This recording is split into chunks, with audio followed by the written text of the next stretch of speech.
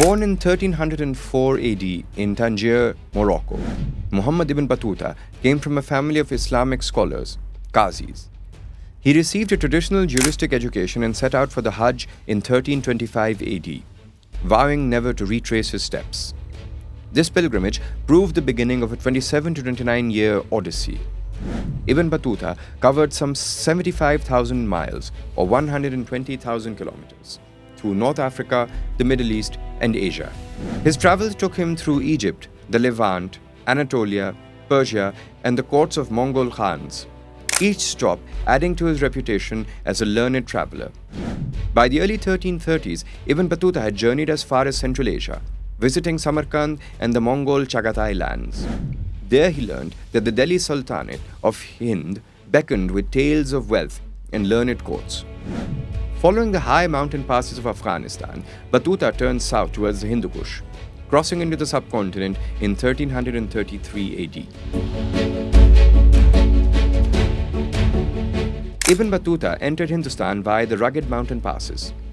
He traversed the snow-clad Hindu Kush, the Hindu Slayer mountains in Persian, and noted with horror that many slaves brought from India froze to death on the journey. After weeks of arduous travel, he reached the Indus River by September 1333. A British historian later described this land bridge into India.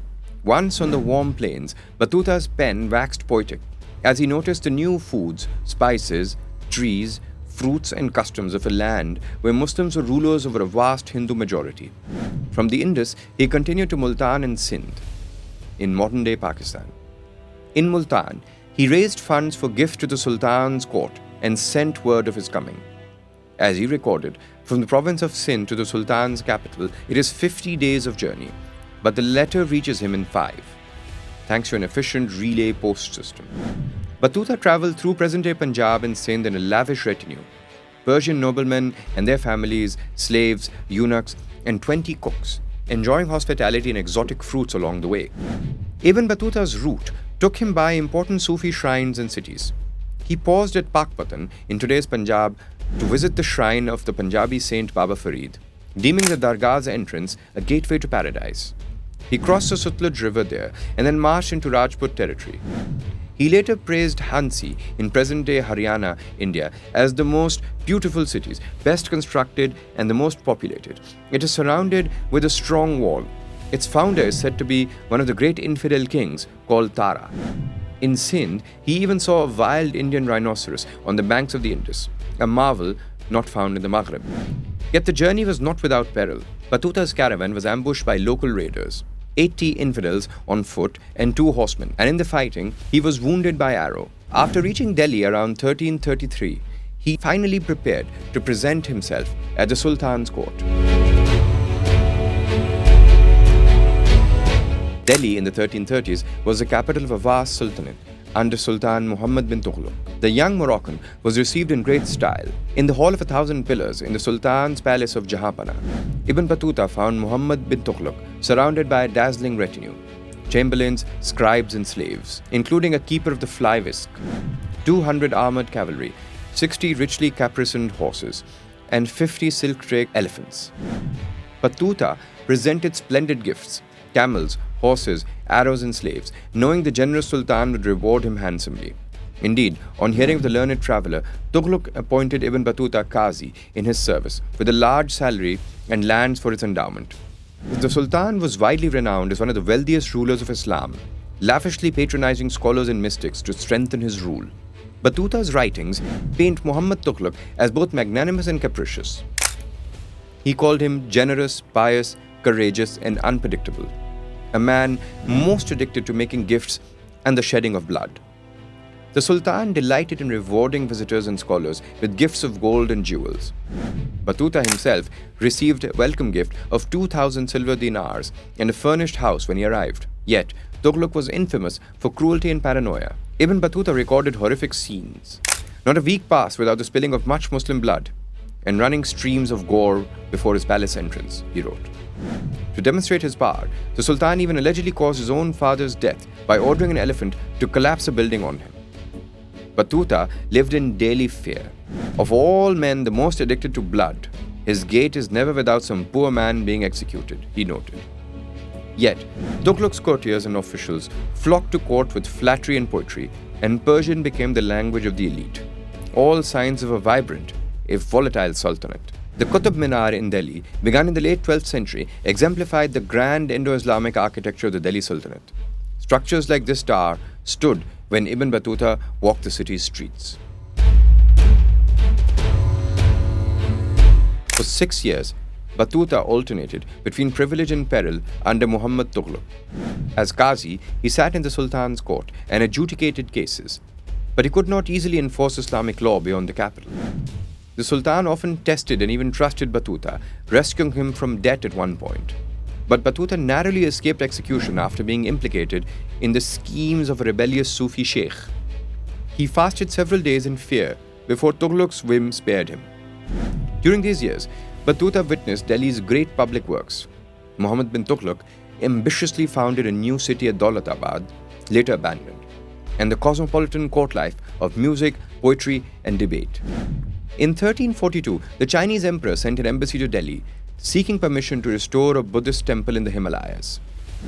Muhammad Tughluq chose Ibn Battuta to escort this embassy to the coast on its way to China. Battuta and his huge retinue set out from Delhi, but en route they were attacked by bandits in the Punjab. Battuta was captured, robbed, even threatened with death until local rulers intervened to save him. Regrouping, he eventually reached the western port of Khambhat in Gujarat and sailed to Malabar in southwestern India. There, he became entangled in regional conflicts and was shipwrecked near Calicut, losing all his possessions and gifts for China. Fearing the Sultan's anger, Ibn Battuta then chose exile. He sailed to the Maldives and later Sri Lanka, continuing a storied career beyond India. Ibn Battuta's observations of daily life and customs in the subcontinent are priceless. He marveled at tropical fruits and plants unknown at home. In Punjab, he first encountered mango trees, noting that unripe mangoes were pickled in salt like lemons, and that Indians preserved ginger and pepper similarly. He described bazaars filled with spices, cloth, sugarcane, and even opium. He noted that Hindus as a whole outnumbered Muslims and worshipped many gods, but lived peaceably under the Sultanate. For example, he saw an elephant procession to the Golden Temple at Pandu, Delhi's Hindu pilgrimage, and mused on the faith of ordinary people. Battuta gave detailed and sometimes disapproving accounts of Hindu customs. He wrote about sati, the self-immolation of widows, describing how a widow would keep days of music and fasting before burning herself on her husband's funeral pyre. He saw idol worship in temples and Hindu pilgrimages, often using the term infidels, kuffar, as he judged non-Islamic faiths. Yet, he recognized the deep devotion of Sufi saints and Hindu holy men. He respectfully visited their shrines like Baba Farid's and noted that Muslim and Hindu mystics coexisted, often emphasizing love and miracles over doctrine. Religious practice shaped social life. In Delhi and Sindh, Battuta saw Friday prayers in grand mosques and noted that Hindus were generally allowed to keep their temples.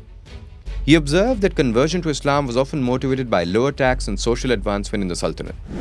He met Punjabi scholars and Brahmins, debated with Rajput chiefs, and saw how the law differentiated Muslims and people of the book from others. The geography and peoples of today's Pakistan also impressed him. He traveled through Lahore and Multan, referring to Multan as a customs outpost, admiring its walls and mosques. In Sindh, he reported the frequency of camel caravans across the desert and the abundance of cotton and rice along the Indus plains. In Multan, he praised its scholars and market bazaars. Overall, Ibn Battuta found the lands of Punjab and Sindh to be fertile and populous, noting wild deer and rhinoceros on the Indus shores. Ibn Battuta's account of India and Pakistan is a tapestry of court life, desert marches, and village scenes. His narrative balances the grandeur of Sultanate architecture and pomp with the humanity of markets, meals, and faith rituals. A devout Sunni, he often viewed local customs through a religious lens, yet he remains one of the most detailed chroniclers of 14th century South Asia. He sketched political figures like Sultan Muhammad bin Tughluq with rare psychological insight, admiring his generosity but fearing his mercurial tyranny. For students and history lovers today, Ibn Battuta offers an on-the-ground snapshot of a world where Central Asian, Persian, Arab, and South Asian cultures collided under Delhi Sultanate's banner. His travels stand as an invaluable documentary of medieval India and Pakistan, a blend of scholarly observation, personal story, and adventurous travelogue.